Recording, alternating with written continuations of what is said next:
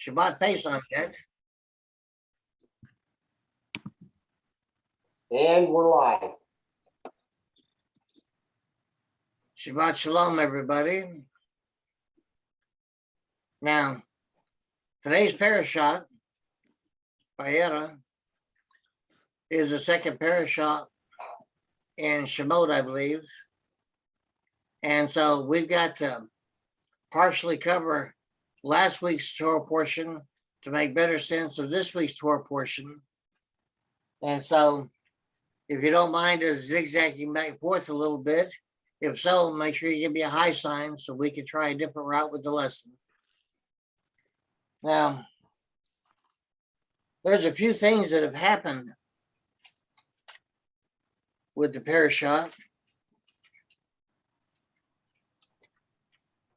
Now,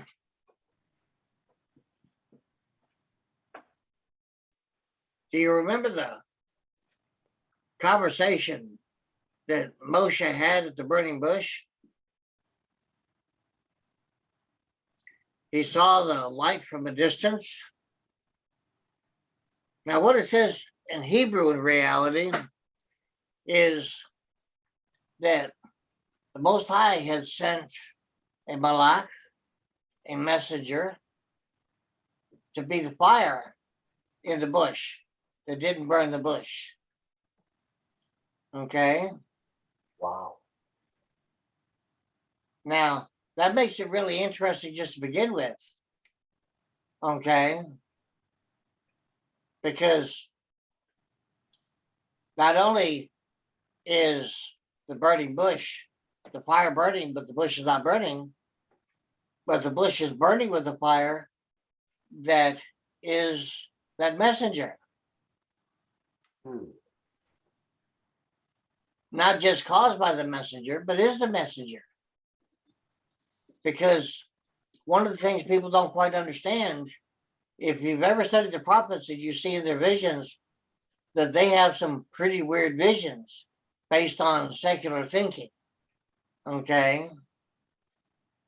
And so one prophet had a vision to where he was seeing 4 wheels holding something together and each wheel had a face on it. Okay. That doesn't go well with our perspectives of how a being might look, because we always consider beings that are alive to be constructed the same way as we are in a Homo sapien or humanoid sense. Bipedal being upright. Okay, so the visions given or what was revealed to them, but whether or not they had any real personal understanding, they still gave us in scripture what they actually saw. So until the Most High gives us a better understanding, we're left with what has been revealed. Same thing true with the burning bush. And yet, even as the messenger was there, the fire, when he gets there, it's the Most High that speaks to him. And that makes it doubly interesting, because not only do you have the Most High's set apart presence through the messenger with the fire that's not burning the bush, but then you've got the set apart presence of the Most High's voice speaking and giving instruction. Okay. So some things need to be understood just a little bit better. Okay. Now, with everything Moshe has gone through, consider that he has killed an Egyptian and he left because it was brought to his attention by other Hebrew men that it was known. Now, that by itself constitutes an idea. When we do things, we don't ever know how much is known, by whom it's known, whether anything is said about it or not. But it also lets us know that there's probably nothing that we can do, nothing that we can say that isn't known one way or the other by somebody, somehow, whether it's here or above. So there's not much that's really done, practically speaking, in secret. Okay. Even when Moshe is told to go back to Egypt and to approach Pharaoh and to bring his people out of Egypt. So this conversation at the burning bush shows just how people can be transactional when they want to do something, when they don't want to do something, and what happens there. I'm slow of speech. I have a speech impediment. I don't do good in speaking. Okay, well, your brother Aharon is on his way. You guys are going to meet. He's going to be glad to see you, and he's going to go with you, and he will be your voice. Okay.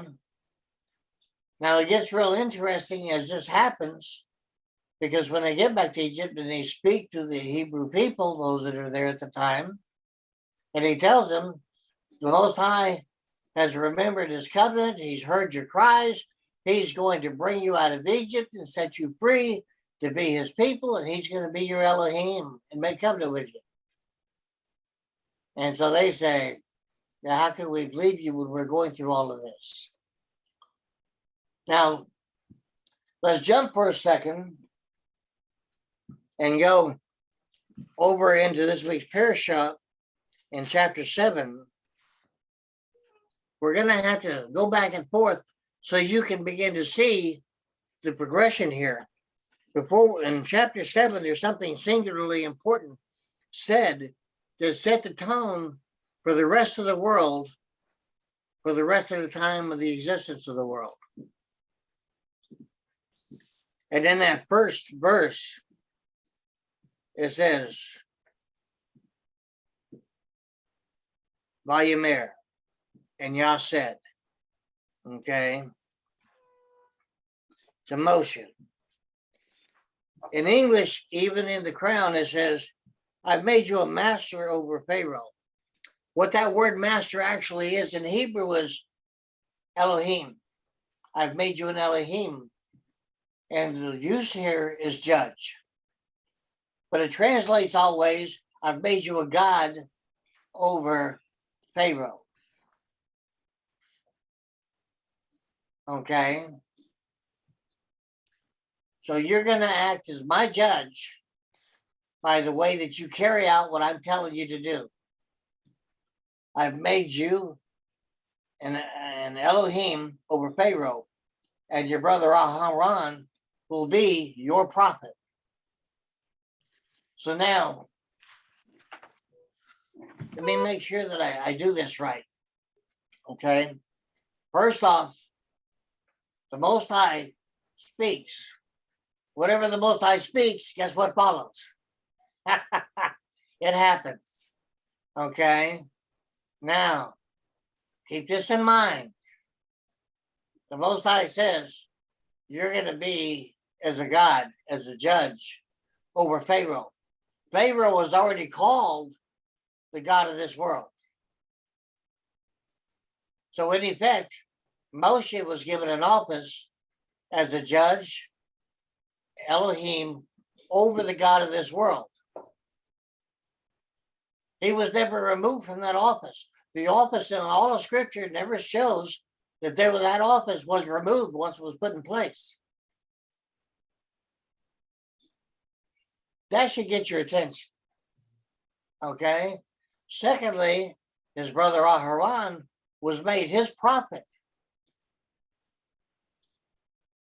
Now, since Moshe was made an Elohim over the God of this world, that means Aharon, as that Elohim's prophet, that prophet was over the God of this world as well.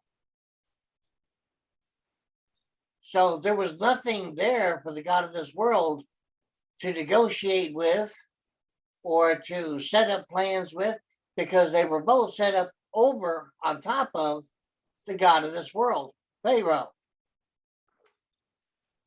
Okay.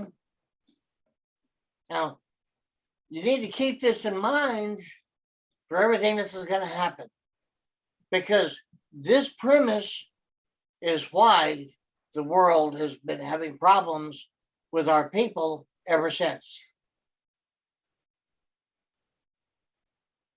As a result of Moshe being made an Elohim over the God of this world, and then as a consequence, the God of this world was defeated. And that's a hint, by the way, for other things, for other studies.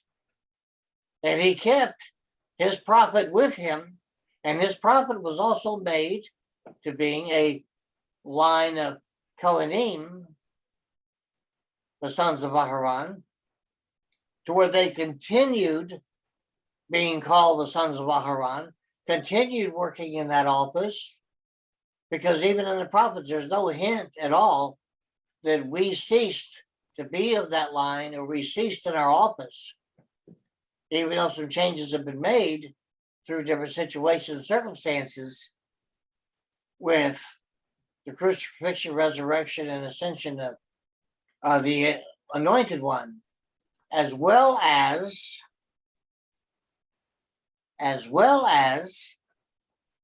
moving from the Mishkan, the tabernacle, to the temple, and then there being a second temple and a soon to be third temple. So all of this is all tied together, okay? And it's going to get interesting and more interesting. As a result of this premise that the Most High sets up here, as I said, this is the premise of why the world has a distaste for us and is anti-Semitic and goes against us even to this day. Now consider, the first priesthood that was here was that of the firstborn. And it was made noted to include the Shalom Melech, the king of Salem. Now in English it says the king of Salem was no record of his parents. And if you read Angel Ross, a translation of Aramaic from this, you will see that it says in the New Testament that the king of Salem's parents were not recorded. Not that they didn't exist, they weren't recorded.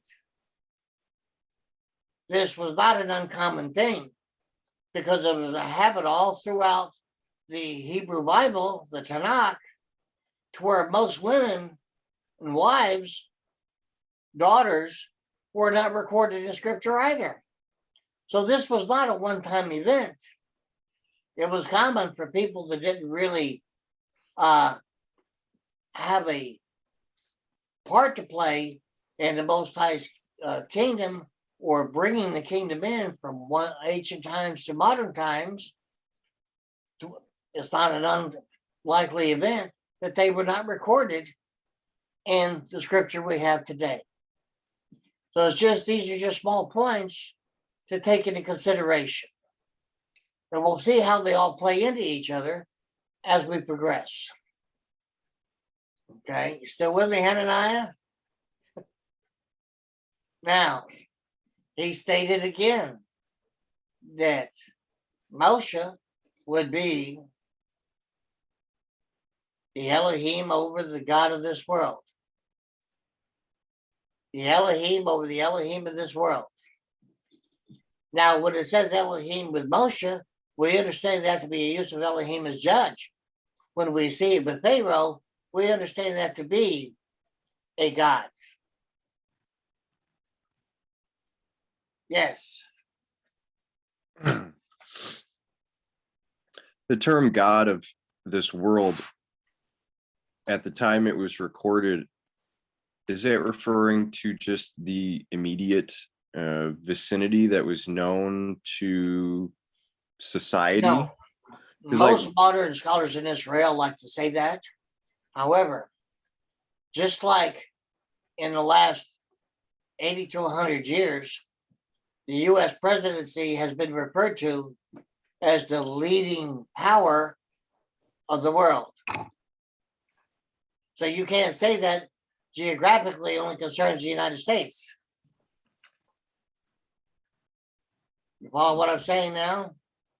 So even though it's said as an idiomatic expression, it still carries a message. Okay?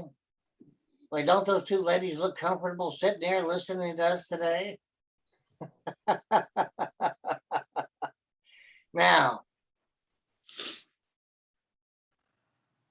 if you desire to do any in-depth study on this, get with me later, Hananiah, and I'll help you with directions there. Okay?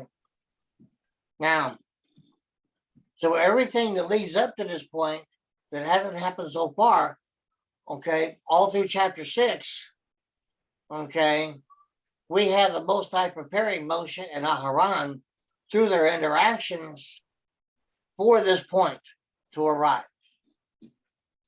Now, consider something. As we progress from this parasha, because during this parasha, we have the interactions that begin to where it leads to the exodus itself of our people from Mitzrayim, Egypt.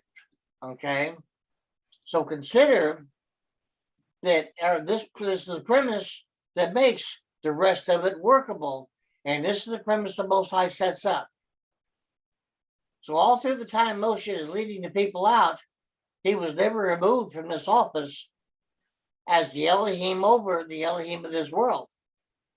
Even after the Elohim of this world is defeated, and all of the Elohim or the gods of Egypt were defeated, okay, they were defeated through the different plagues of Egypt, okay, it did not diminish or change the office that had been assigned to Moshe.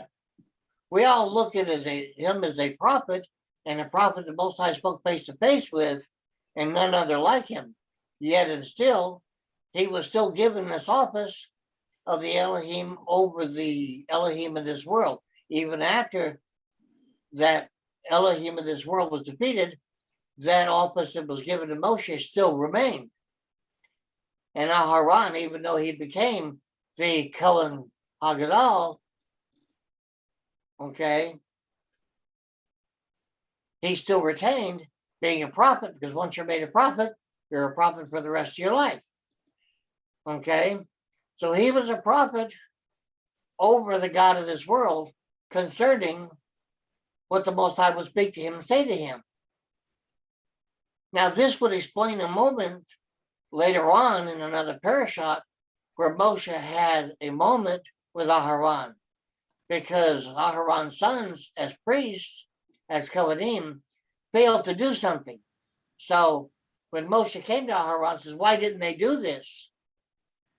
And Aharon responded, it was because he was still in that position as a prophet to Moshe as the Elohim of this world. That made him a counselor as his prophet to him being the Elohim over the Elohim of the world, because that office never went anywhere for either one of them. So he accepted the explanation and answer that Aharon gave him over why his sons had not done that particular offering. Okay, because at the time that they had this moment, this conversation, there's no explanation given as to why Moshe accepted this from Aharon. So without this understanding, you don't know why he so immediately accepted Aharon's explanation, even though his sons at that time did not do those offerings on schedule. Okay? You guys still with me? So this premise never leaves us, and it plays into a multitude of different situations, interactions, and events, even today.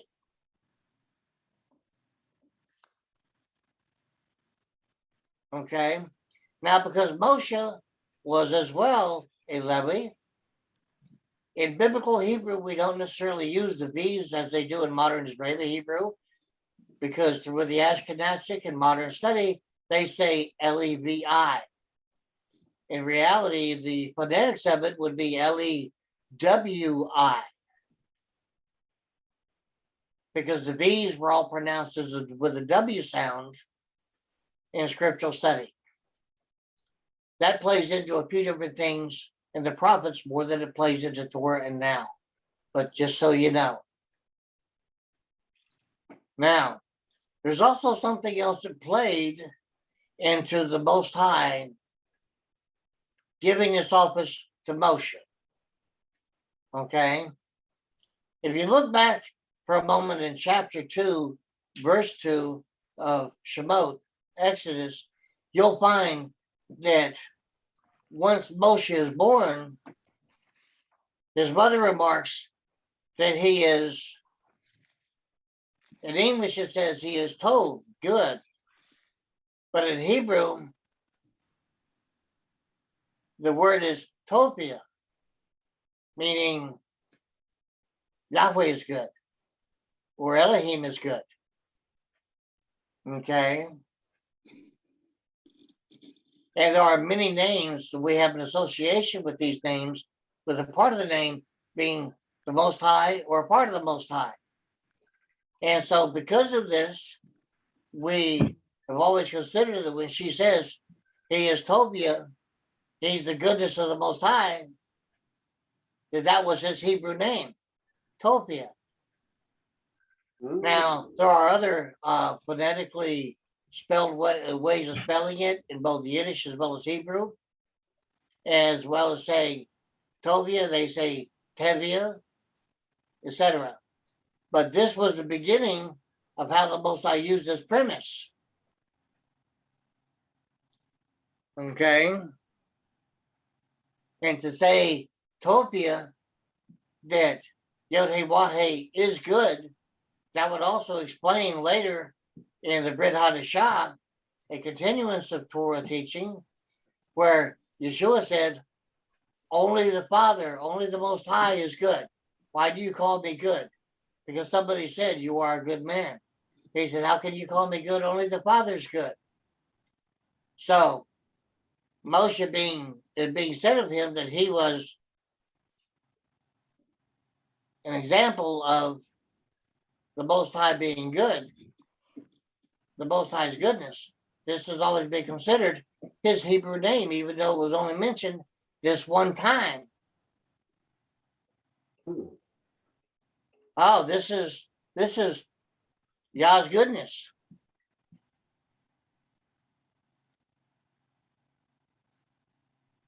They didn't have the 8th day assigned yet, because Torah had not been given.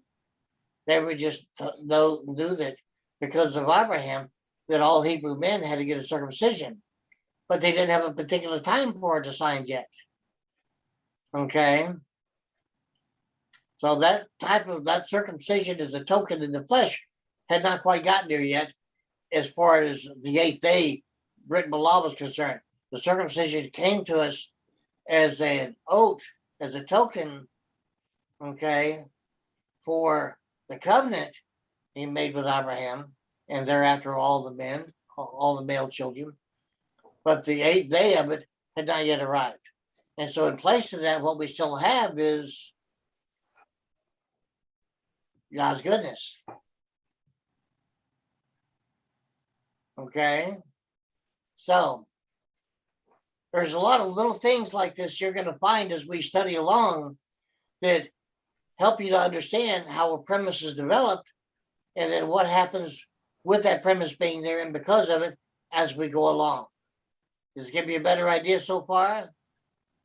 You get a lot of people who would dispute that this would be his Hebrew name. And that's okay with me, because it does not actually come out and say, this is his name. Okay? But she called him Topia. But they only translated Tob in English. Okay? So why would you say he is good? Because later on, Yeshua said, only the Father is good. So it would have to be the Most High's goodness. Because if Yeshua didn't accept somebody saying he was good, how would a mother even say her son was good?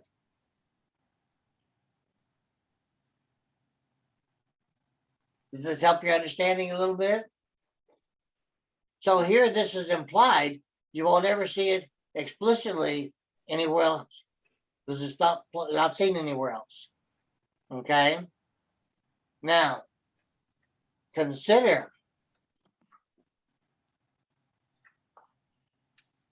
that because of this, chapter 1, verse 1, the Elohim over the Elohim of this world was chosen by the Most High to receive Torah on the Mount. More Torah, because we already had some Torah. Okay?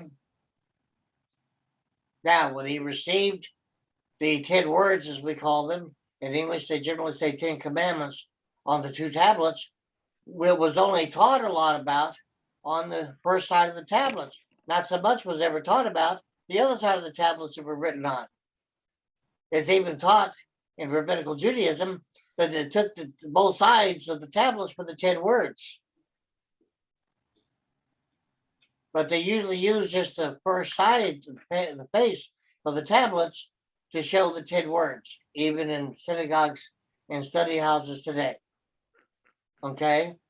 So unless you're going to go through further study, you won't find the implied places where it actually shows the other side of the tablet's writings.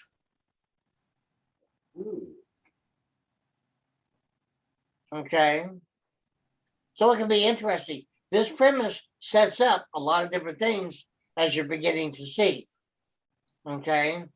So Torah was given to a prophet like no other prophet, who was also had been given the office of Elohim over the Elohim of this world, even though that Elohim had been defeated. It didn't change the premise of the office. And so Torah was actually given to the Elohim over the Elohim of this world. And he shared it with his prophet who was over the Elohim of this world. So when Moshe and then Aharon received Torah written by the finger of the Most High, and it was given to the people who were with him, then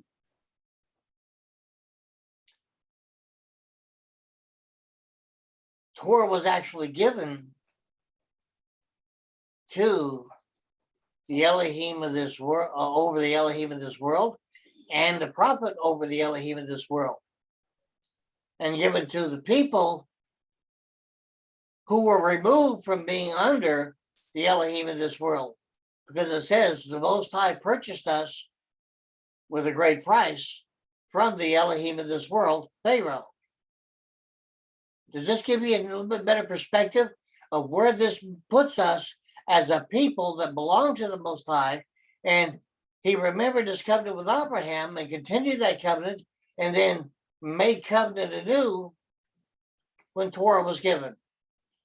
Because that time when Torah was given is also implicitly referred to as our people's marriage contract with the Most High. So is this starting to come together a little bit more so that you may understand our position as a people before the Most High?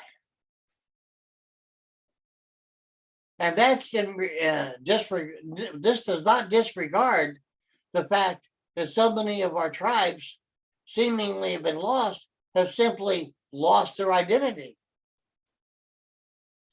We have elements of the tribe of Levi have been preserved. We have the tribe of Yehuda that has been preserved. Okay. And in Torah, all the times that Israel is mentioned, and never was making reference to a land, it was always the people of Israel, or the people of Israel themselves. it wasn't until 1948 that the land was ever became known as Israel. Okay. And then I would suggest, if you have the time, find out from where the prophet has mentioned that the land of Canaan that we were promised was ever made into a land called Israel. That gets interesting by itself. The only way that would be possible is again with the premise set up here in chapter 7, verse 2. Now, think about this. This premise has continued throughout. Why do people want to dismiss Torah and say all of the Bible is just a bunch of stories? Why do Muslims today all over the world still study Torah and the prophets? Why do people really like to look at how Jews are living all over the world?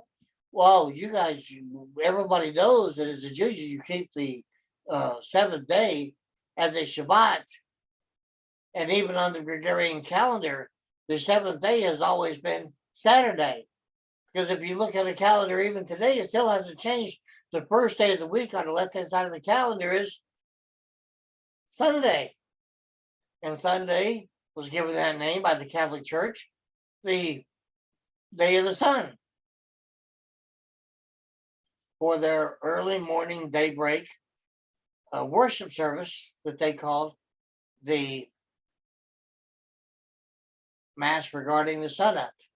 Okay. I'm avoiding a few words here so we don't start getting into a tangent. I just want to bring these things out so that you have an idea.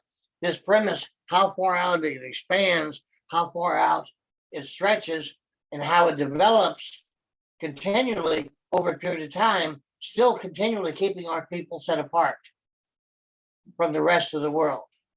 Whether we realize it or not, whether we take it seriously or not, whether we want to take part in that set apartness, whether our people want to live secular or they want to live Torah observance, the premise that he set up here set our people apart as his possession, as a heritage to him. Okay, and then he set up the sons of Aharon as his own inheritance. He took them from a part of the rest of Israel and set them apart and a little bit higher to serve him and minister to him. And we were commanded to take the Most High as our inheritance. And we didn't even get a portion of the land or other portions of the blessings in the land because of that. And so we have elements of set apartness and more elements of more set apartness. And whenever the Mishkan was developed as a shadow of what was on high above us, to show what was already there, the Mishkan, the tabernacle, it had set apartness because the rest of Israel had to only stay at the opening, the gate, the entrance. Only the sons of Aharon, okay, with Moshe and Yehoshua, Moshe's apprentice later, they were allowed in. But then the only one that was allowed in the most set apart place was the Kohen Haggadah. That continued. So what we're seeing here is a result of this premise established in chapter 7, verse 2. We have set apartness for the world. And we have set apartness within Israel with the tribe of Levi. And then we have the sons of Aharon that are set apart more than the tribe of Levi. And then we have within the sons of Aharon, the Kohanim, we have the Kohen Haggadah set apart more than that. And then the most set apart places that they call the Holy of Holies, the Kohen Haggadah, who was set apart more than the other Kohanim, it was only that one day of the year when he would go into that set apart place to atone for Israel, okay, that he would feel that set apartness of that little place. And then it was even set apart more when the Most High would bring his presence there and speak from the Ark of the Covenant. So this premise sets up a way for the Most High to continually have an increased set apartness that he works in certain ways that nobody pays attention to. This also plays in to where the set apartness is at on the Shabbats, because in Hebrew chapter 4, the Brit Hadashah, he says that I will not let you enter into my rest. What does that mean? Well, the Shabbat itself has a particular word for rest back in Genesis Bereshit chapter 3. Okay. When he says that he set apart that seventh day with his set apartness and he sanctified it. Okay. But it says that on the seventh day, he rested. He's stepped away from all of his activity. And so there is something to be said for the Shabbat, for the set apartness that he put into each seventh day that renews us and renews the week. Okay. Because in order to be a part of that set apartness, we have to be able to enter into that Shabbat, enter into his rest, as it mentions in Hebrew chapter 4. And Hebrews chapter 4 is a carryover from some of the prophets and the writings. And that's all an extension of this premise that was set up here to separate us, to separate the covenant even from the world and the God of this world. And so far, this is just from chapter 2, verse 2. Okay? Is everybody still with me? Does this give you a better understanding?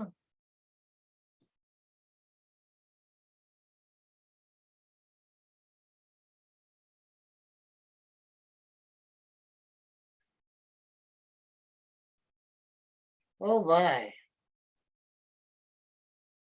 For everybody's benefit and information, I just received a text from Carolyn in Wisconsin that Nicole Fowler's mom's kidneys are failing. So there is a request for prayer and concern for them and for the family. Forgive me for interrupting the lesson for that, but if everybody knows, and anybody that listens to this recording on their YouTube channel, perhaps more people even will be stirred to prayer for their benefit. Now, does this give you a better idea? Instead of doing a surface reading, a Peshat reading, a cursive reading, when we read something like chapter 7, verse 2, when we look at it a little bit more, we can see how far reaching that this can be with this premise that he has set up here. This premise was set up before the Exodus, before everything really worked its way through and our people left Egypt. This was set up while our people were still in captivity as slaves. Because when it says that the Pharaoh that made Joseph second only to him, when Joseph died and that Pharaoh died, they passed. And another Pharaoh after that came in, they oppressed us, which actually means in an interesting language, when you look at it in the Hebrew, that being oppressed, we were pressed into slavery. The same as an indentured servant in Europe. It was pressed in on them. Okay? Say, for example, in modern day times, as in 2019, the pandemic, the COVID, with all of its media and everything else that developed with it. Okay? I don't know if it was the COVID that killed so many people or the hype that went with it and the anxiety and stress that it caused.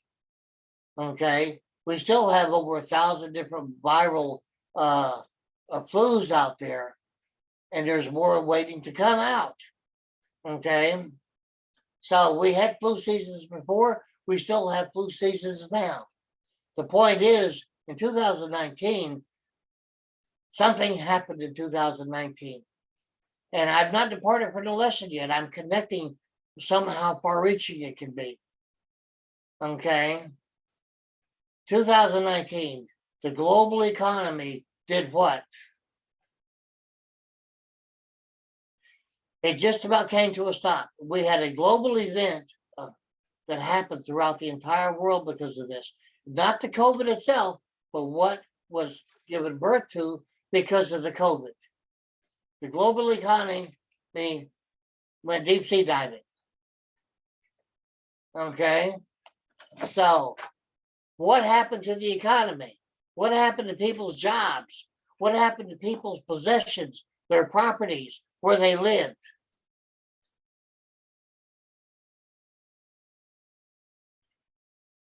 We are close now, getting really close, and we'll probably surpass it before it's over, with the Depression in the early part of the last century. But it wasn't brought on by this global event. It was the Depression then was brought on by a different global event that was produced by man. Okay. Now, even through the global events that happened with the economy, what was still going on worldwide with people's sentiments toward Israel and toward Jews? In 2019, people were being made homeless, and the people that were profiting from it didn't care. Now, people are still trying to recover from that all over the world, not just in the United States, not just in Texas, not just in Illinois, but all over. Now, unfortunately, it takes something like this sometimes for people to turn around and say, Hosanna, Hosanna, Hosanna. For whatever their personal reason, Hosanna, save me. Save us.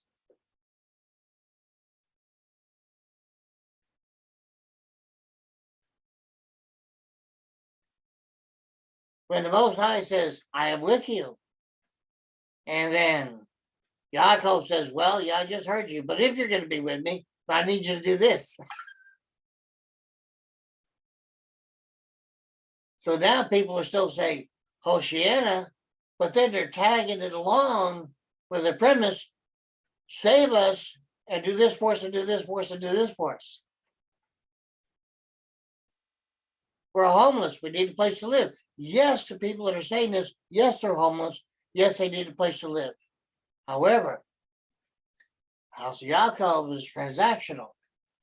When you get to a degree of love for him, when you get to a degree of fruit of the Spirit growing in you and growing you, then you're going to make a decision to love the Most High, to love him, to draw closer to him, which is why offerings are called korban, because through the offering and you taking time to give the offerings, you are making the effort to get closer to him. It's not like you're paying a light bill. It's not like you're paying a car payment.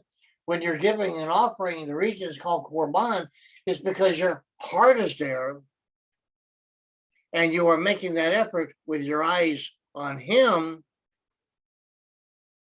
As it says, seeking his kingdom and his righteousness first. You don't have a transactional petition going on. Well, I'm giving the offering because I want something from you. I'm giving this offering because I need something from you. I need you to heal somebody. I need somebody brought back from the grave. I got this need. I got this desire. Okay. The purpose of the offerings of korban, even from the time of the Mishkan, the tabernacle, was for us to have a way to draw close to him, to benefit from a closer, more intimate walk with the Most High. Halakha, walking with him. Okay. So the purpose of the offerings is for our heart to have a yearning, a desire to be closer to him. When you're closer to him, he reveals more about the covenant. He reveals more about Torah, teaching, instruction, direction. Okay. But when you're transactional, okay, synagogues are just as guilty as Christianity. They've set it up to where you get something back for what you give through your tax return. So if you really give it to the Most High, or are you doing a charitable act of tzedakah on the surface, well, you know you're going to get a lot of it back. Is that how it was designed to work? So if you're getting it back through a nonprofit and through a tax return, then how much is the Most High not having to give you back? And you're getting back a portion of what you give, but what are you going to miss with what the Most High could have given you? This is all a part of this premise that was set up. Because this premise in chapter 7, verse 2, also made a premise for Moshe, the Elohim, over the Elohim of this world, to go up to the mount, okay, to receive Torah, go up to the mount and receive the instructions for the Mishkan, the tabernacle. Once the tabernacle was erected and it was called the Mishkan, then it was also called the Ohel, tent of meeting. Two different functions for the same place and same entity. Two different identities, two different functions. Okay, so when it mentions Mishkan, tabernacle, or it mentions Ohel, tent of meeting, you got to look at why that is there. And that is all a part of this premise. Because with Moshe being a prophet that saw the Most High, panim panim, face to face, you also have him presiding as a shepherd over the Most High's people that he took to himself. He purchased them as slaves from the God of this world that was defeated. We were never released from being his slaves, which is also why Yeshua says in the Brit Hadashah that not only are you a slave, but more than a slave, you become my friend. And the example of the proof verse we have for that is his relationship with his chief slave of Abraham, who was also Abraham's personal friend. And he managed everything financially, all of his wealth, of his flocks and herds, and everything. He managed all of that for Abraham. Abraham's chief slave had slaves. Abraham's chief slave had wealth because he had his own flocks and herds. So we see the same thing with Yeshua. You're not only a slave, but now you're also a friend to me when you receive me and I receive you. So we see a great interplay that's extensive over more than 3,000 years. Is this making any sense? Maybe, yes, no, I don't know. Okay.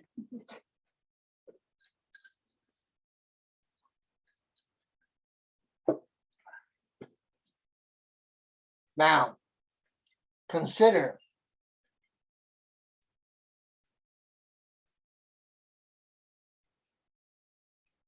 Moshe, when he was a child, where did he live? Once he was taken in from the Hebrew side.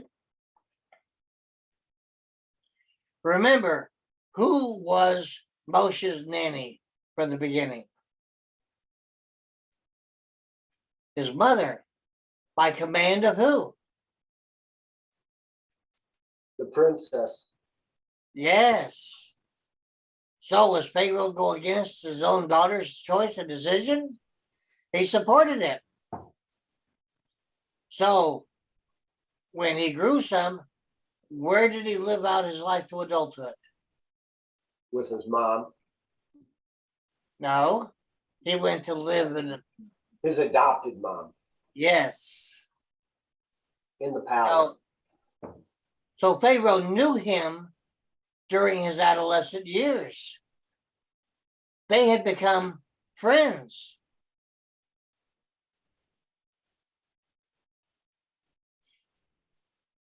Moshe was supposed to marry a member of Pharaoh's household, but she died based on secular history.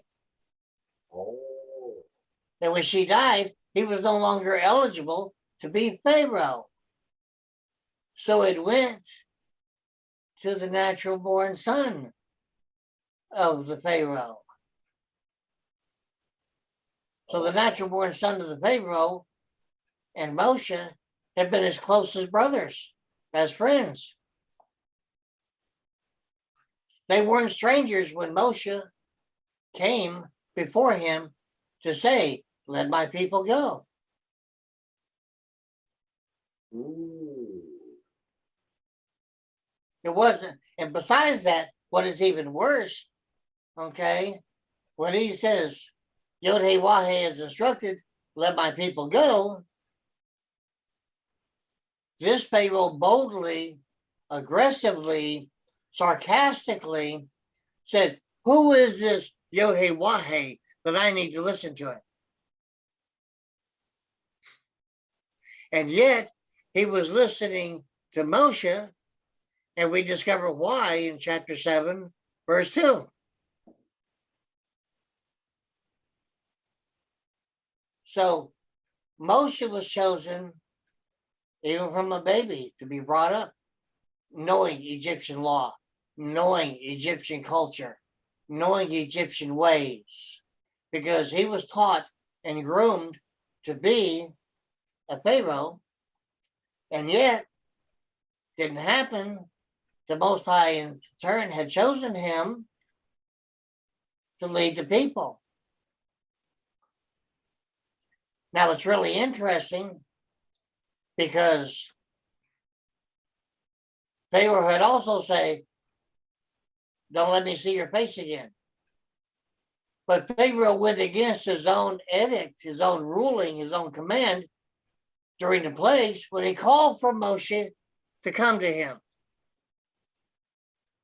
Believe it or not, that was a part of Pharaoh's defeat as the Elohim, the God of this world. Because nobody was supposed to go against the ruling of Pharaoh. It had been like that since the line of Pharaohs had existed.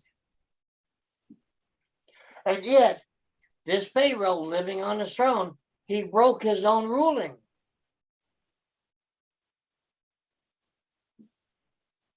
Is this starting to make any more sense? Have to get me a Ricola here. My voice is starting to fail me.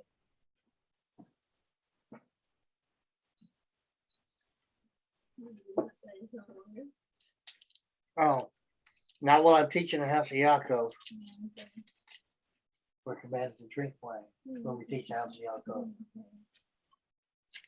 Because the wine represents new teachings.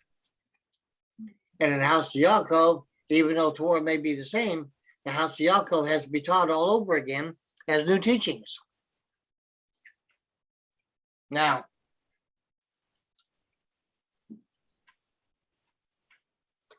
can anybody tell me what is happening during the 10 plagues? During the time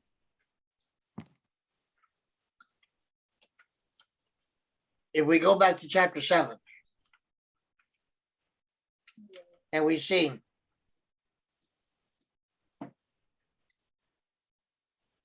in chapter 7, verse 1, instead of verse 2, I apologize for the mistake, where he makes Moshe the Elohim over the Elohim in this world.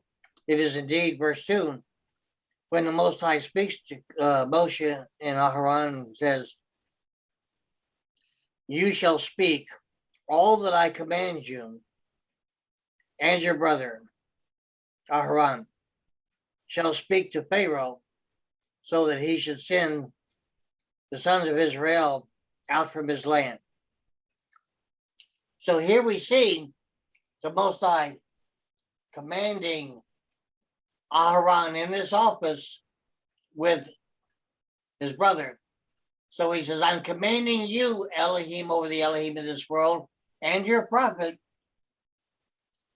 to speak to Pharaoh, the God of this world. You see the difference in how it reads whenever you start using what's been presented? And every time Moshe and Aharon go before Pharaoh, through the course of the 10 plagues, It's still the Elohim over the Elohim of this world, and the prophet of the Elohim over the Elohim of this world, speaking to the Elohim of this world.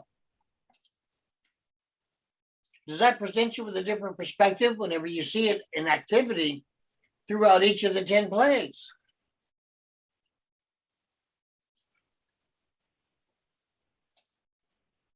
And then he says, I will harden Pharaoh's heart, and I will multiply my signs and my wonders in the land of Egypt. Everybody thinks this is just the 10 plagues. But because of the 10 plagues and the exodus of our people, Egypt went through an economic downturn that it took them a while to recover from.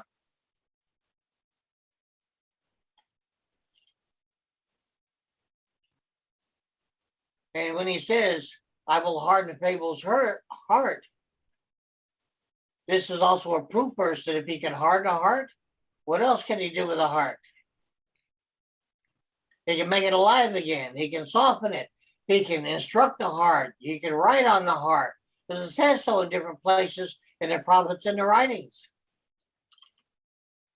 So, when he says, I'm going to harden Pharaoh's heart, we're given a hint within this proof verse of even the God of this world, he can do whatever he wants with it. Because it starts with what he does to the heart, what he does with the heart. It always starts there.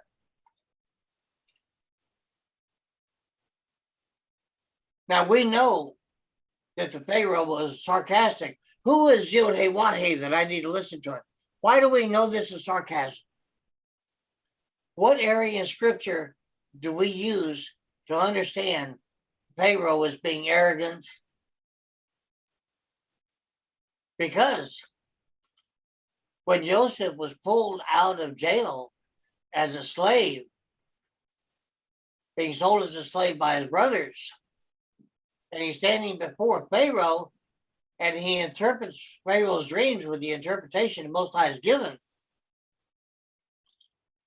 And Joseph says, only Elohim can interpret dreams. No man can interpret a dream unless that interpretation be given by the Most High. Pharaoh, it says, acknowledged Yod-Heh-Wah-Heh. And to all of his entourage, he says, who else do we have here that's so close to Yod-Heh-Wah-Heh and has such wisdom? Pharaoh recognized Yod-Heh-Wah-Heh through what he had with Joseph interpreting the dreams. And then whenever he elevated Joseph for those years and for the rest of Joseph's lives, that meant that a Torah observant man in covenant with the Most High because of his fathers, with the Most High having revealed his presence even to him, ruled over Egypt with the complete support of Pharaoh, God of this world, all the way to his death. So how could a Pharaoh that was only 2 pharaohs later have no knowledge of Yod-Heh-Wah-Heh? How could he have no knowledge of Yod-Heh-Wah-Heh interpreting the dream and bringing it about immediately? 7 good years and 7 bad years. Those 14 years. It's still recorded in secular history in Egypt, even though they don't give the Israelites any credit for it. So when this Pharaoh says to Moshe, well, who is this Yod-Heh-Wah-Heh that I should listen to him? Here he's showing his arrogance and contempt, his sarcasm. Because the previous Pharaoh, and they would not diminish or take away anything from Pharaoh's rulings, it would have all been recorded. So we have an understanding now why this Pharaoh was so arrogant. You could even say that he was obtuse. Is this making any more sense? Is this coming together maybe a little bit more?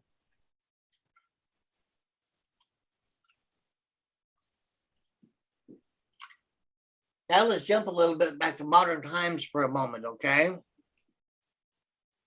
We have the fiery finger of the Most High.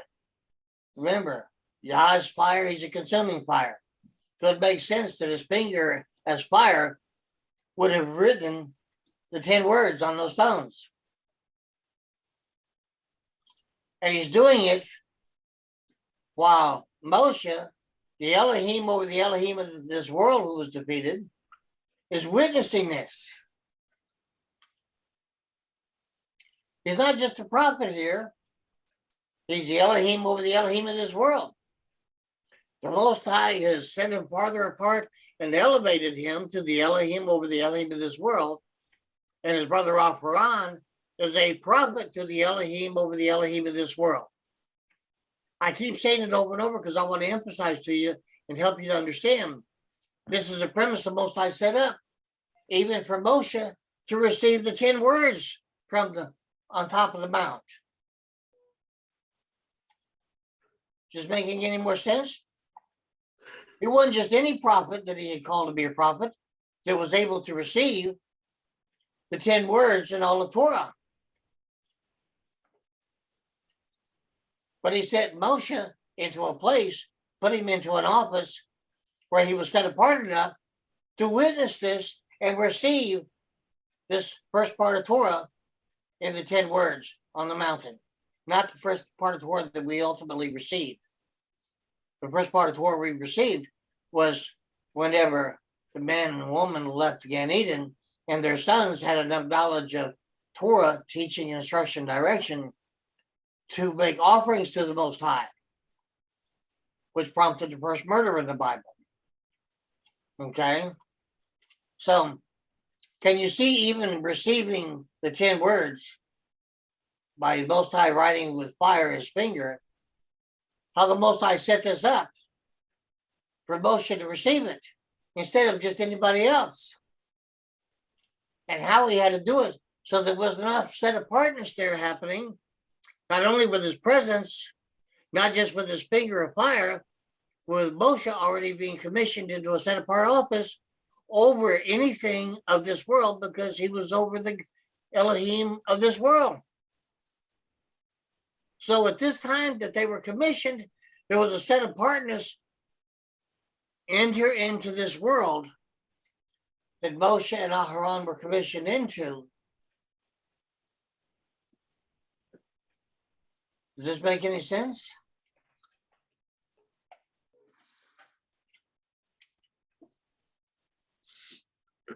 Everybody with me? What do you think, Hananiah? There's something new?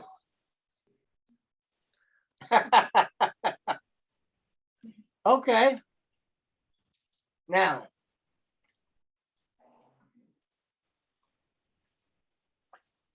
we have, with all the plagues are said and done, and everybody in Egypt is willing to freely, voluntarily give up all their personal possessions of gold and silver, etc., so that the Most High's word was fulfilled, that we would pillage Egypt as we left.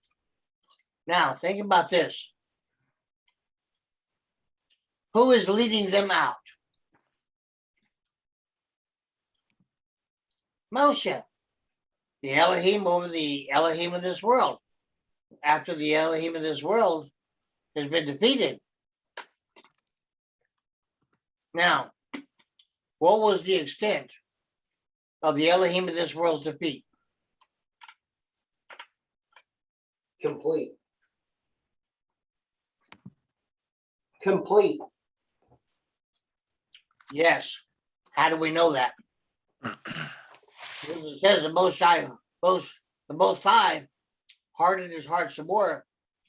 After he released them, he got all of his generals and all of his army together and they chased after them because he hardened his heart again. So we have a second proof that not only can he harden a heart once, he can do it more than once.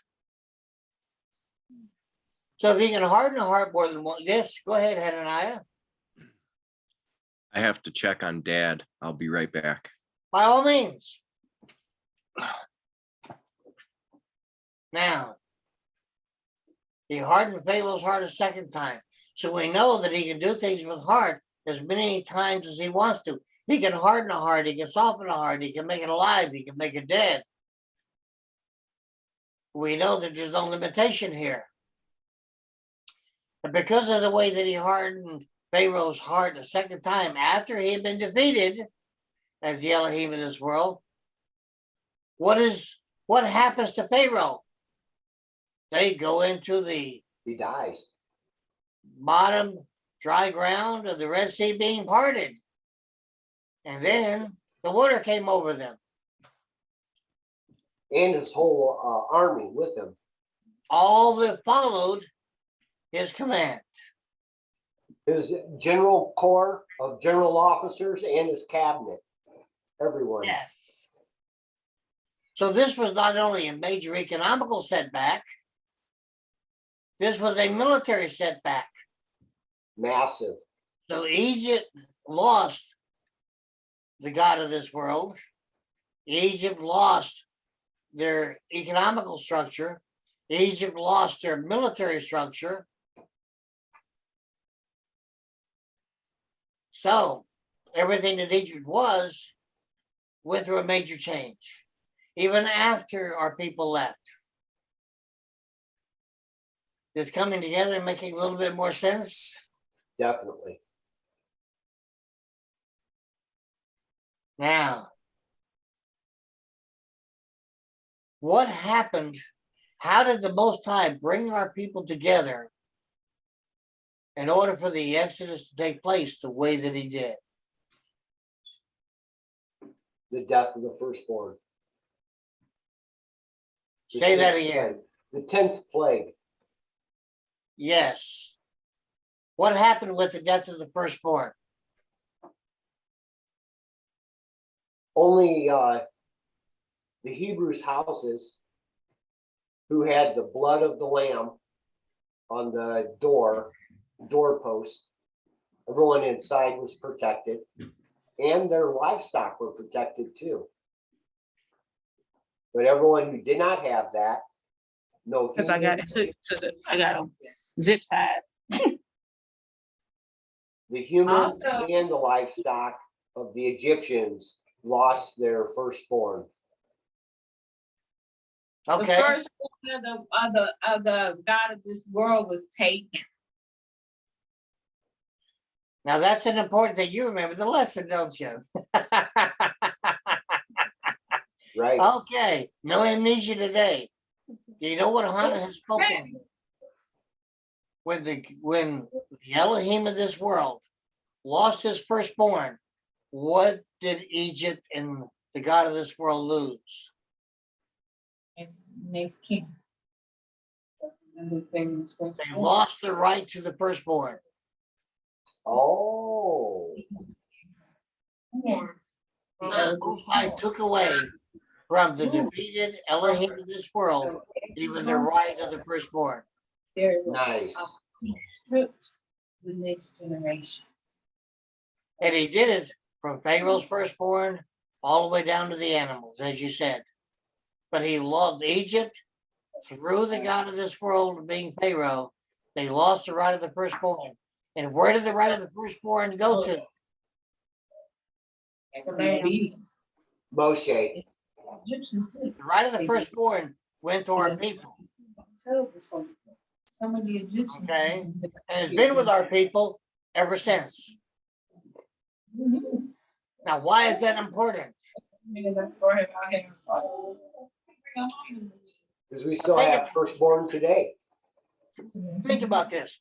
First, we have the premise of him commissioning Moshe and Aharon to being the Elohim over the Elohim of this world, and Aharon being the prophet to the Elohim over the Elohim of this world. Secondly, now in the 10th plague, he takes away the right of the firstborn by removing all the firstborn from Pharaoh's firstborn on down. Now, that returned to us. How do we know this? because the right of the firstborn also gives back to us what? What did Abraham have with Yitzchak? What did Yitzchak have with Yaakov? What did Yaakov have with his name being changed to Yisrael? What did they all have? The right of the firstborn. Okay. Yes, the priest of the firstborn. Okay. Now, what did this lay the premise for? What did this set up the premise for, the foundation for? The right of the firstborn as a priest never went away. It came back to us because Oh, when we went to Egypt and we became slaves and oppressed, Pharaoh, because we had our freedom taken, that right went to Pharaoh. So we took it back from Pharaoh. okay. Now, because it came back to our people and the priest of the firstborn returned to our people, what happened? How do we know what happened to that?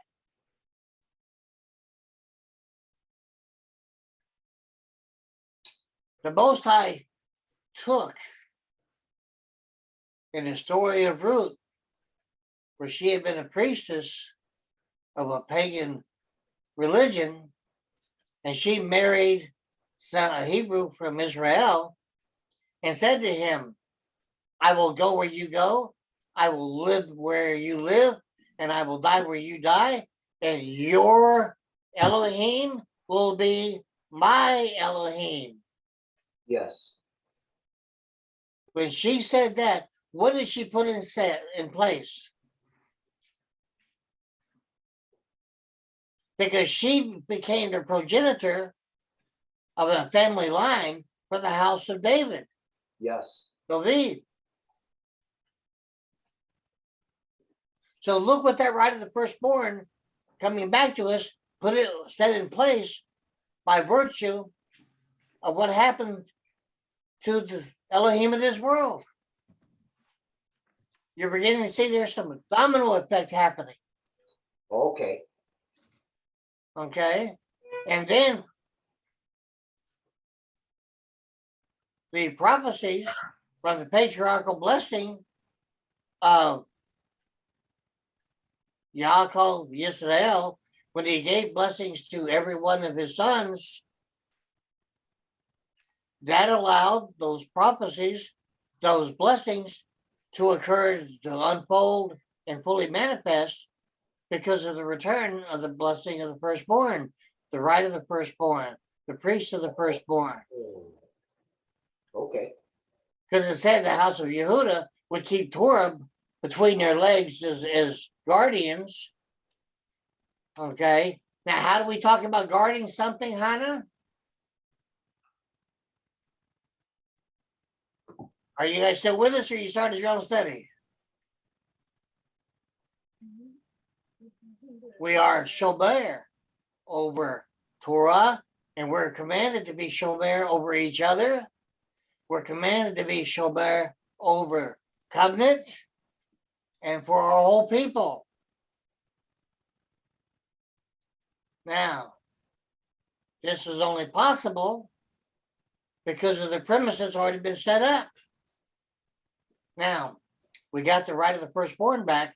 What happened simultaneously with the death of the firstborn? What was a simultaneous event with the last plague, the death of the firstborn in Egypt? The passing over of the Israelite firstborn. The Pesach. Yes. Yes. Why was that important simultaneously with the right of the firstborn being returned?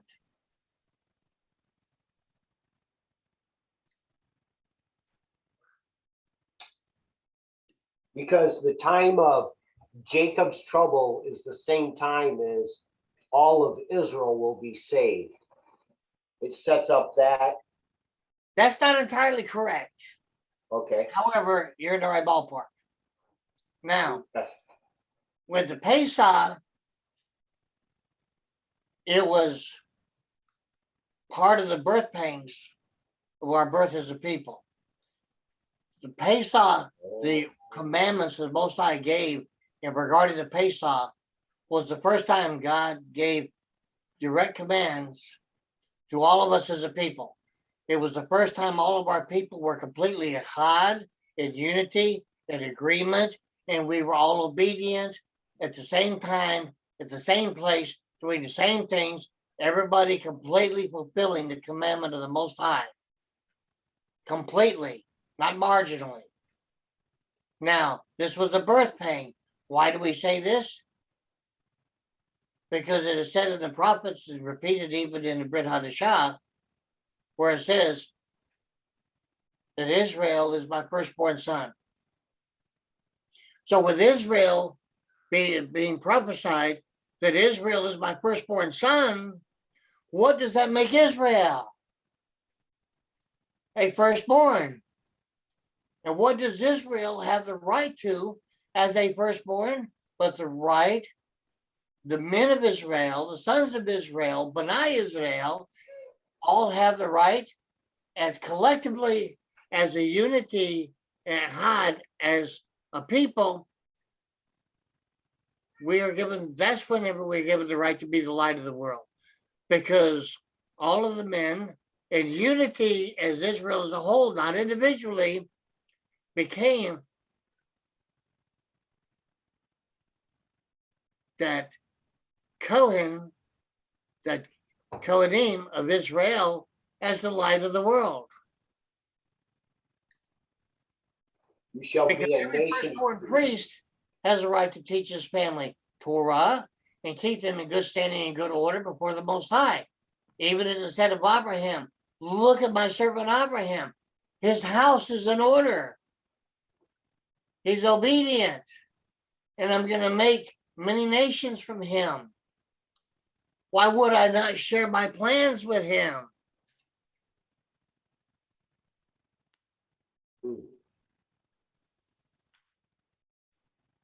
Do you see how so many different things come together here?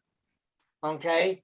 So when we came out of the Exodus in agreement with the command of the Most High from the Elohim over the Elohim of this world and the prophet of the Elohim over the Elohim of this world, there was complete and what? Unity all the way to the Red Sea. So we actually were given birth to in the Exodus from Egypt to the embarkation point of one side, one shore of the Red Sea. And so when the sea was parted and our people crossed over, what happened when our people crossed?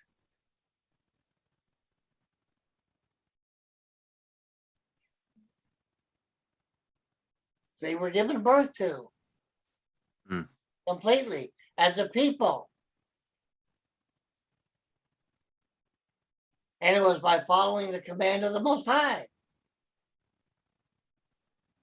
And then we had to be given birth to a second time when we crossed over 40 years later over the Ardennes.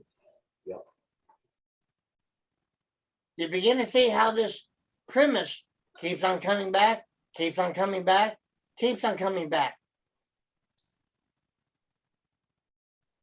We even have Yeshua making an implicit mention of this in his teaching in a parable. And he spoke this parable of a man that died. And the man is dead and he's desiring just a drop of water on his tongue. He said, let me go back and tell them. And then in the story, Yeshua says, if they won't listen to Moshe, what makes you think you're going to listen to you? So he's still speaking. Not everybody thinks he's speaking of Moshe because we got Torah from Moshe's hands and Moshe got it from the finger of the Most High. And yet, whenever he's saying if they didn't believe Moshe, how are they going to believe you? He's making reference to Moshe being the God over the God of this world, the Elohim over the Elohim of this world. Okay. Is this coming together, making any more sense? If the people won't listen to the Elohim over the Elohim of this world, what makes you think they're going to listen to you? The Elohim over the Elohim of this world received from the Most High's fiery finger what was immediately revealed that we didn't have before.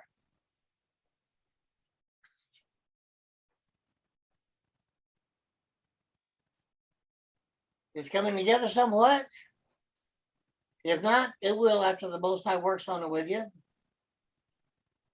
Okay. Now I'm putting together between 100 and 200 studies so we can start seeing this. My labor, you benefit. And my labor is a result of many other people's labor who have taught me. So do you see how we benefit each other from one generation to another? What do you think of that, Hananiah? To whom much is given. Oh, Kol Hallel. What do you think so far, Frankie? Can you hear me? Oh, you got us muted, so you guys can, okay. All right. I'll leave that like that. Now, the Exodus has happened. Now we're beyond this Torah portion. So we got to save that part for a later lesson. Because there's something else that happens between the Exodus and the Red Sea. Anybody remember what happened between the Exodus and the near shore of the Red Sea before they crossed? What happened there? Pharaoh came after them. So, yeah, he did. But what happened when Pharaoh wanted to come after them? They What did his rushed out of advisors Egypt. do? What did they tell him? Say it again, Rabbi. What did all of Pharaoh's advisors tell him? First, the advisors told him, let them go, get them out of here. We don't need this anymore. Clearly, Yod-Heh Wah-Heh is greater than we can contend against. So after that, whenever the Most High hardened Pharaoh's heart again, what happened then? What did the advisors say to Pharaoh? They said, who's going to do our work for us? Uh-huh. So did he only harden Pharaoh's heart? He hardened the hearts of others. They couldn't make the decision. Only Pharaoh could make that decision. So they appealed to Pharaoh. And he had just lost his firstborn.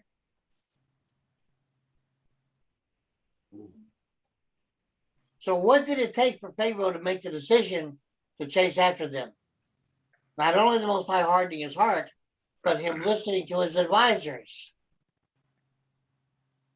Because they did not want to come back and do their work themselves after they had a couple of few generations of slaves. And you know that they liked the slaves because what had happened to the population of the slaves? They had continued to multiply and expand.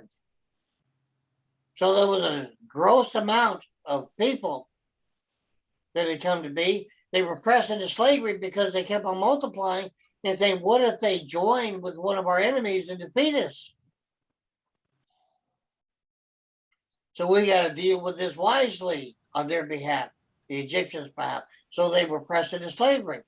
Now, whenever Pharaoh says leave, then they come back and say, well, none of us have been doing any of this work for several generations. How are we going to accomplish this when we have such a status, when we have such a position? We better, as his advisor, tell Pharaoh, hey, who's going to do this work? So can you start seeing how all of this plays together?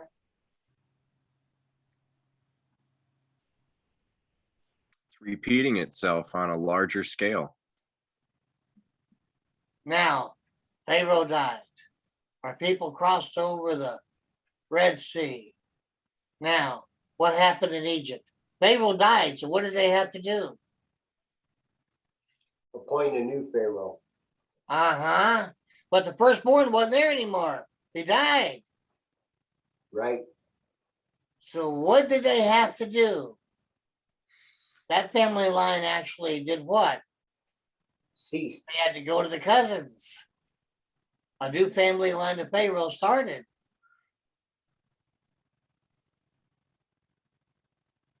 Were they still the God of over this world?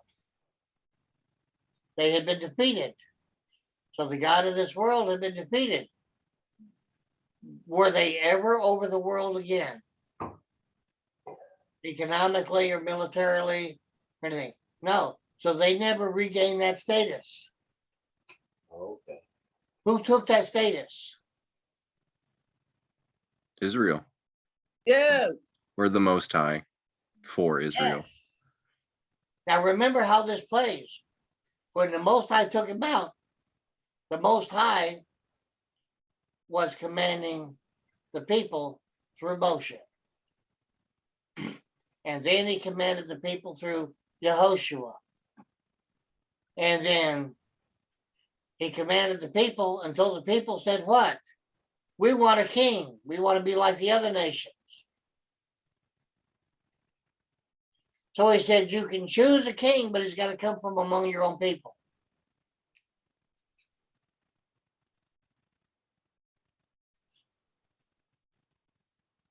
Now, think about this.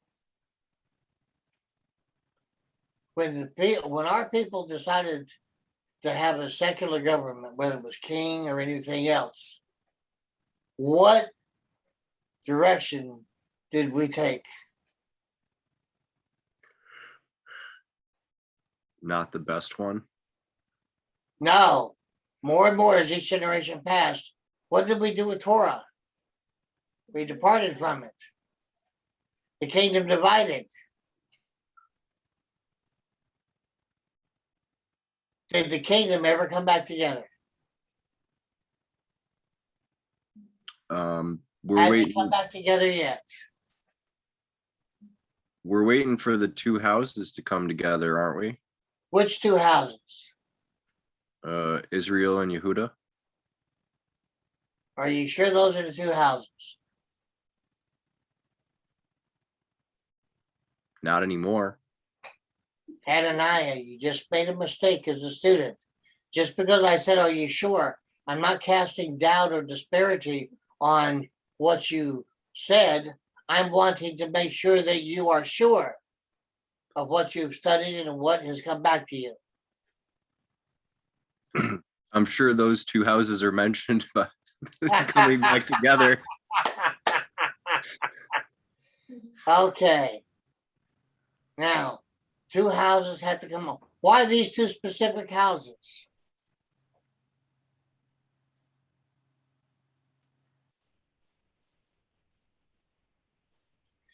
The house of Yehuda and the house of what? Israel. How come there's no mention at this point of the house of Yaakov? Oh, When I fulfill my promise. not yet. But what happened to the house of Yaakov, and it's not mentioned here, but the house of Yehuda is mentioned. Why is the house of Yehuda mentioned in place of the house of Yaakov? Several reasons. One, the house of Yaakov was not made one of the tribes. It had a different purpose. And yet the house of Israel is included here as a kingdom rather than a tribe. And yet the house of Yehuda is mentioned as a kingdom, even though it's a tribe. Why did they mention the house of Yehuda? Because of the line of the kings. They had to bring the lines of the kings and their genealogies back together. Is it making any more sense yet? There's a lot going on in the time of sorrows. There's going to be even more going on in Yaakov's troubles. Okay. Oh, they muted us again so they could talk. Okay. I got it, ladies. All right. Now, do you see how far reaching the premise of Moshe being made the Elohim over the Elohim of this world, and his brother Aharon being made the prophet of the Elohim over the Elohim of this world? Do you get a better idea? Is making any more sense?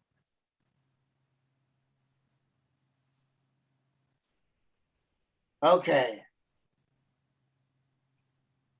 Now, Michael, Yes, if you put everybody on hold and give everybody a time for a little break within the next 5 minutes or so, that might be appropriate for how long we've been going at this. sounds good. Let me know when you're ready and I'll pause it. Okay. Now, we're in the Torah portion we're in is just beginning the interaction and the dialogue between the Elohim over the Elohim of this world and the Elohim over the Elohim of this world's prophet. It's just beginning this dialogue. Okay. Now, guess what? As a tangent for a moment, when Rome fell and the Pope for the newly established Orthodox Church, because it wasn't called the Catholic Church yet, when the Pope took over the duties of the emperor because the Roman Empire fragmented into three parts, okay? And then later, the church fragmented itself into two parts, the Western Orthodox Church and the Eastern Orthodox Church, okay? And the Western Orthodox Church later came to be known as the Catholic Church or the Mother Church, okay? The Eastern Orthodox Church took all of what they'd accumulated before the trials of Jews started in Spain. And so they kept the original writings that they had of the scrolls, the writings of the Hebrew men from the Brit Hadashah. They kept them.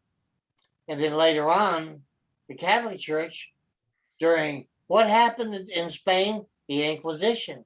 So during the time that they were trying to eliminate, similar to the Holocaust, the Judaizers and eliminate the Jews, they were also stealing and taking away from us all of the holy writings, all of the scrolls and everything else. That's what began the Catholic Church's library. Okay. Now, while the Catholic Church today will let very few people, if any, explore any part of their library because of this, and they don't want to go through this ordeal, they have had an agreement with the Eastern Orthodox Church where members of the Eastern Orthodox Church in Syria still has access to the library, and they go in there and they do some memory work, and then they go back and they write in Aramaic still, and they write what they learned from the library of the Catholic Church, and they make copies of it in the Eastern Orthodox Church. Still and yet. What are the three groups, Irby, you said? Of the Roman Church, of the Roman Empire, Right. they fragmented into three parts, each governed by a leading Roman general. That's in secular history. That's easy to find. Eastern, Western, and who else? Now you're getting confused with what happened to the Orthodox Church that emerged from the Roman Empire. The Orthodox Church took over from one of the generals and took over the duties of the emperor because there were no more emperors after that. And so he still, to Catholics today, he still represents Rome. He is the surviving artifact of the Roman Empire. And then a generation or two later, the Orthodox Church split into the Western Orthodox Church that became the Catholic Church and the Eastern Orthodox Church in Syria. The Eastern Orthodox Church in Syria still is in existence and still does not adhere to the authority of the Pope of the Catholic Church, which became the Catholic Church from the Western Orthodox Church. Does that answer your question? Yes, thank you. Yes, that's of interest at the moment. Now, are you beginning to see a little bit more of how far-reaching the premise that the Most High set up with Moshe and Aharon has become? We exist today as a people of Israel, even in the land of Israel, the land of the people that they call since 1948 Israel. We still exist because this premise still exists. And this is why Muslims make war on us. This is why the world is anti-Semitic. This is why the Catholic Church goes against us, because this premise was set up so that we would have this authority descended from Moshe, descended from the sons of Aharon. And this is why also the rabbis and Pharisees wanted to take everything from the duties in place of the sons of Aharon. Okay. This premise has never been taken away in Scripture. It was never brought to an end in Scripture. The seed of Moshe, the only ones that sit in the seed of Moshe are the sons of Aharon. We can take a break at this time. Sounds good. All right, let's meet back. Michael. Shabbat Shalom, Baruch Hashem. In chapter 9 of Shemot, Exodus, it starts off saying, it's another Vayomer, and he said, okay, Yahweh said to Moshe, go into Pharaoh. He didn't say go, okay. Excuse me, Reverend, where are you reading? Chapter 9 of Exodus, verse 1.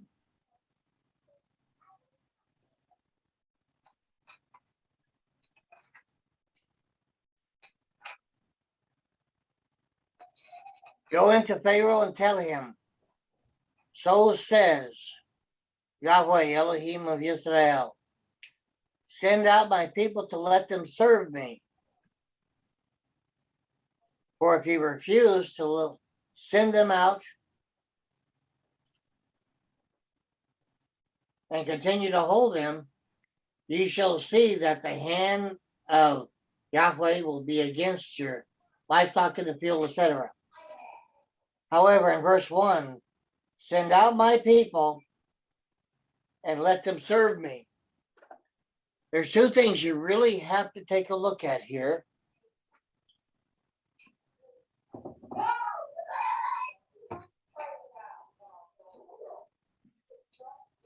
First, he says to Pharaoh, the Elohim of this world, send out my people. Send them out. He doesn't say, let my people go here. He says, send them out, that they might serve me.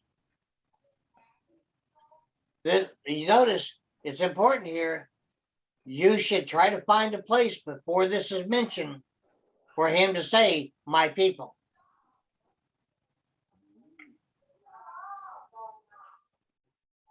Send out my people.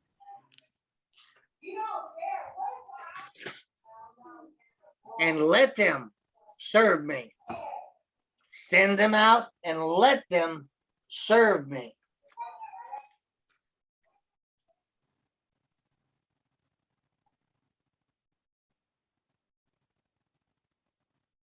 You'll notice In one way, he's always setting up a premise so that he can justify it, because his justification is the only justification that counts. The Most High always presents, he builds a premise so that his justification is appropriate and is balanced. The same word for justification is the same word for righteousness. So here he sets up a premise: send them out and let them serve me. He hasn't taken them yet, but he's saying they belong to him. And so he's telling the God of this world, hey, send them out, let them serve me. Okay? You can do it the easy way, you can do it the hard way. And then he continues, and if you don't, then I'm going to go hard against you. So we're at a pivotal point here. What do you think would have happened if Pharaoh would have said, okay, go? And he sent them out so they could serve the Most High. What do you think would have happened then? Ever thought about that, huh? He would have saved himself and his culture. Uh-huh.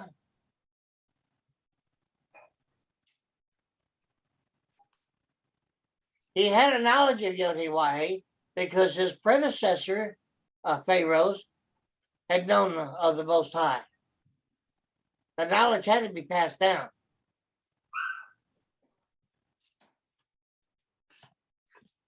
Okay. So here, there's another premise that is being set up. Send them out and let them worship me. Let them serve me. Now, this statement all by itself is worthy of good study.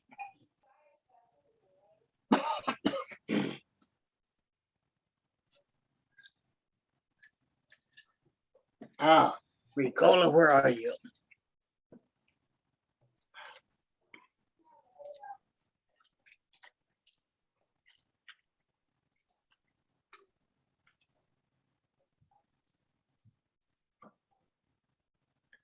Now,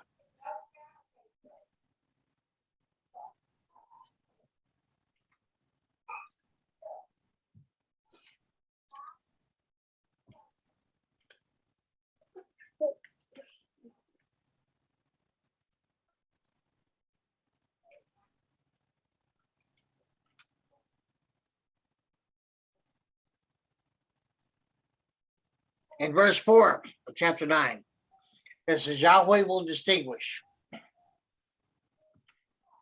Here is distinguishing between Israel's livestock and the Egyptians' livestock. Yet it starts off saying, Yahweh shall distinguish between.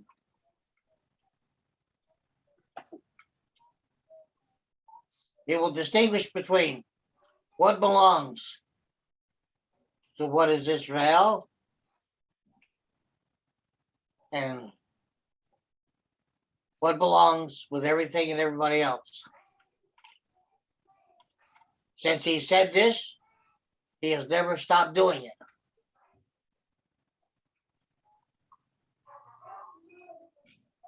Ever since he says, send out my people. Once he called them my people, that's when he said he would distinguish between what was his people's and what was anybody else's.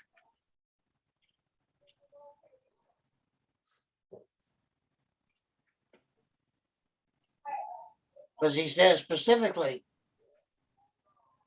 Yahweh will distinguish between.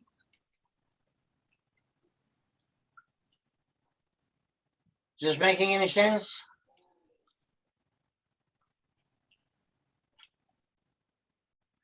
This is as far as I want to go with this at the moment, because it's a lot for everybody to take in. So, Michael, I'd like to, if you'd like to get any feedback from anybody, if there's anybody who wants to give feedback, I'll give you that. And then when we're finished with that, we'll close. Okay, I'm going to stop the recording here.